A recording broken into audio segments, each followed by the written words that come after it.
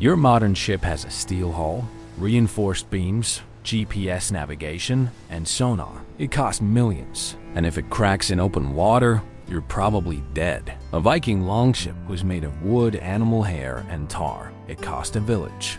And when it cracked, which it did constantly, the crew fixed it mid-ocean and kept sailing. One of these designs crossed the Atlantic in the 9th century. The other needs a satellite and a rescue helicopter. Let's go back to Scandinavia. The Vikings didn't just build boats. They built vessels that could survive conditions most modern ships avoid entirely. Open ocean, ice floes, sudden storms, shallow rivers, rocky beaches. And they did this without steel, without engines, without weather radar. 300 years. These ships carried raiders, traders, and settlers across the North Atlantic, the Mediterranean, and into the river systems of Eastern Europe.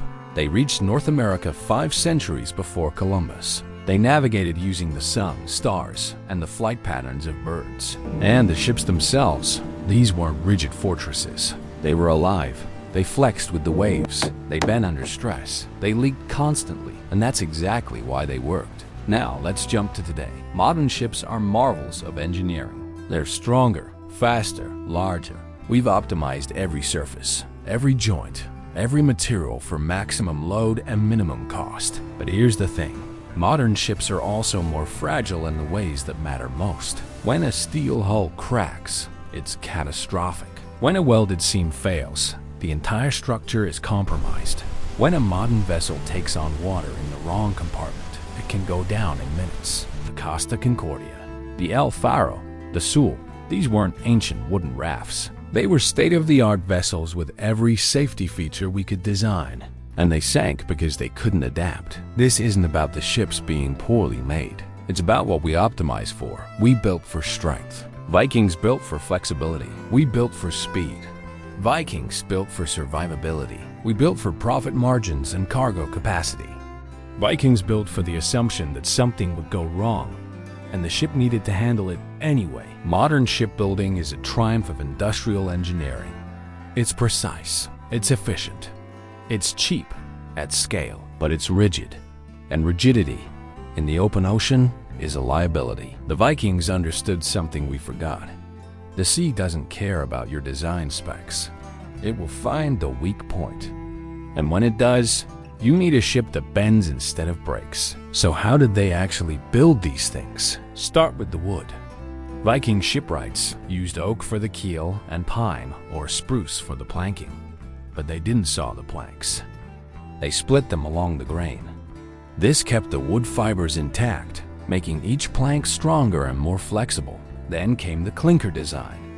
Instead of placing planks edge to edge like modern ships, they overlapped them. Each plank was fastened to the one below with iron rivets.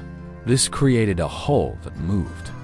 When a wave hit, the entire structure could twist and flex without snapping. Between the planks, they stuffed animal hair, usually cow or sheep, that had been soaked in tar. This wasn't a permanent seal. It was a flexible gasket that compressed and expanded as the wood moved. The ship leaked constantly. That wasn't a flaw. It was expected. Bailing water was part of the job. But because the ship could flex, it never took on water catastrophically. The leaks were manageable. The mast wasn't bolted down. It sat in a large block of wood called a mast partner, which distributed pressure across the keel. If a storm hit and the sail caught too much wind, the mast could shift or even be lowered entirely without tearing the ship apart. Even the oars were designed for survival. They were long, thin, and flexible. If one broke, you carved a new one. The oarlocks were simple loops of rope. Nothing was welded. Nothing was permanent. Everything could be repaired at sea. Compare that to a modern steel ship. The hull is a single rigid structure. Welded seams run for hundreds of feet. If one fails, the crack spreads.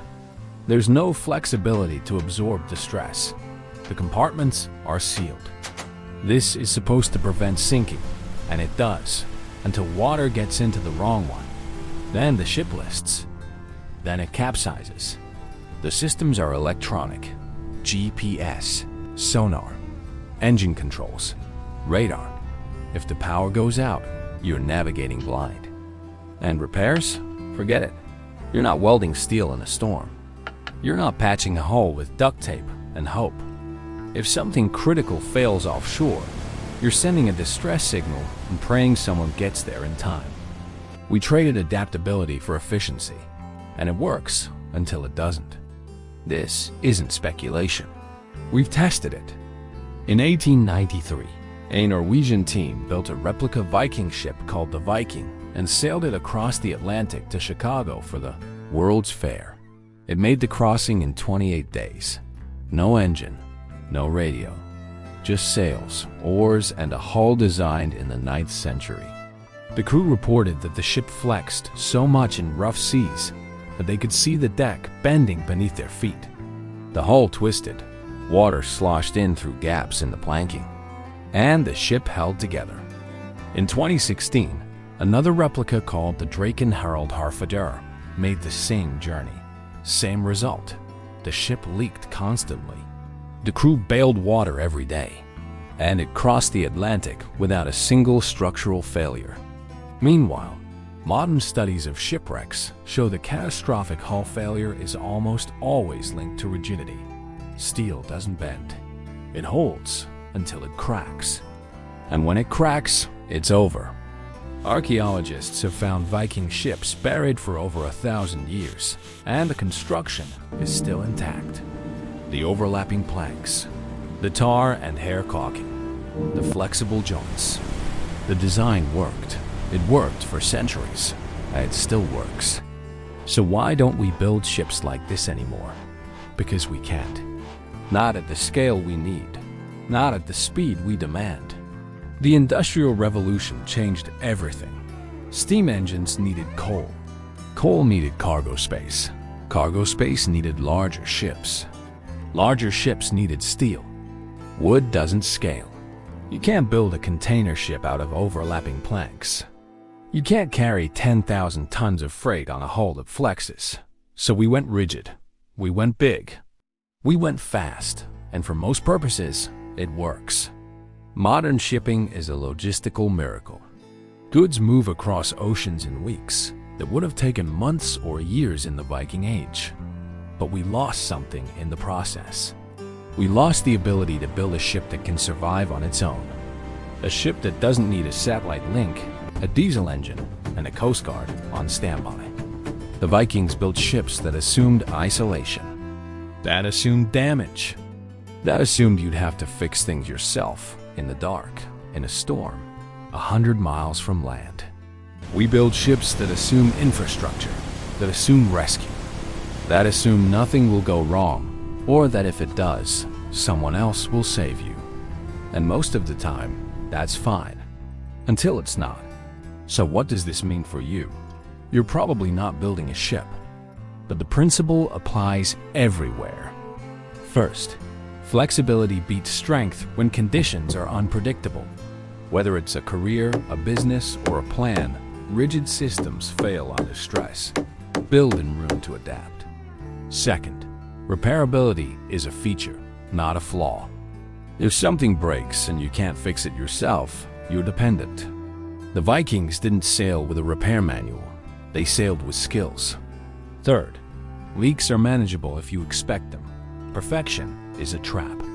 Systems that assume nothing will go wrong are the first to collapse when something does. The Viking ship wasn't perfect. It was resilient.